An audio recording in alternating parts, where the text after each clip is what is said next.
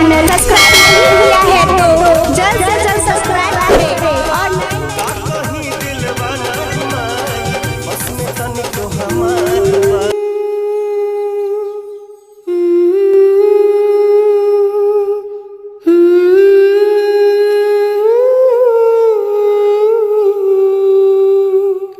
राजा आज अपन दिल के दरवाजा खोल के बात करे खातिर बोले ले बा। पहिलका बेर जब तोरा आँखी में दिखनी त तोरा आँखी से प्यार के आत्मा हमारा आँखी के रास्ते से दिल में समा गई और आज उहे आत्मा तोहार परमात्मा बने के कहा था।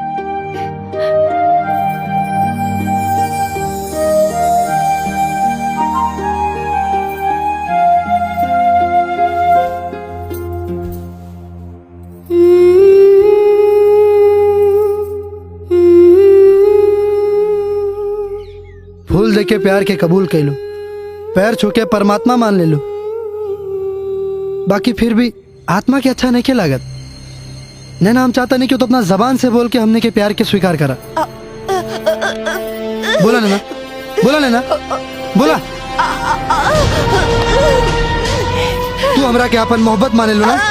आज अगर तू अपना जबान से ना बोल लो तो तोहार मोहब्बत हमेशा हमेशा खातिर तोरा जीवन से दूर चल जाई। तू सुहागन बने से पहले विधवा हो जाइबू, विधवा। बोला नैना, आवाज दा, बोला।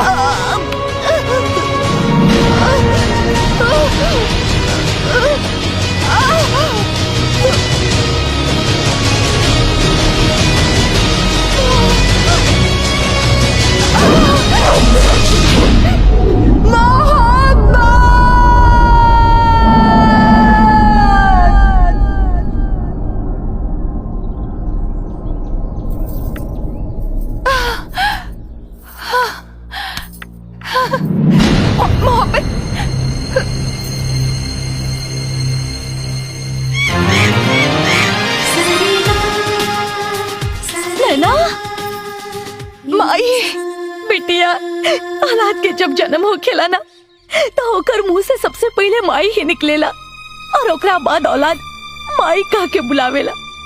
कितना साल तड़पनी है तारे मुंह से माई सुने खातिर। बोलो बिटिया, माई। हाँ, हाँ, हाँ बिटिया। नैना जी हमरे लिए आज डॉक्टरनी के कमाल। नैना बिटिया का आवाज वापस आ गई। अरे बैठ के केला खात हुअन। खा केला खा। हाँ दे दा हाउ विलेती के क्रेडिट दे दा। पापा फिर से बोल पापा। पापा फिर से बोल पापा।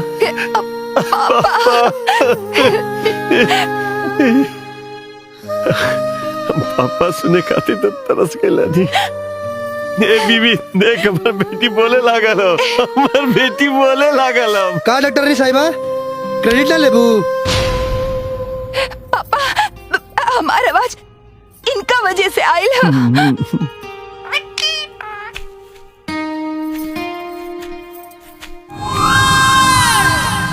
मुंह मांगा कीमत पर आयल रहले, तोर काम तो हो गई।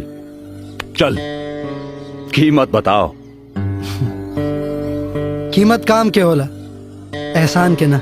विक्रम राजा सही कहा था, एक एहसान के कौनो कीमत ना हो सकेला। ब्लैंक चेक दे दे राजा के। हाँ? हिटलर साहब आपके घर के दाना खेले बने, कौनो बात छुपा के ना जाए।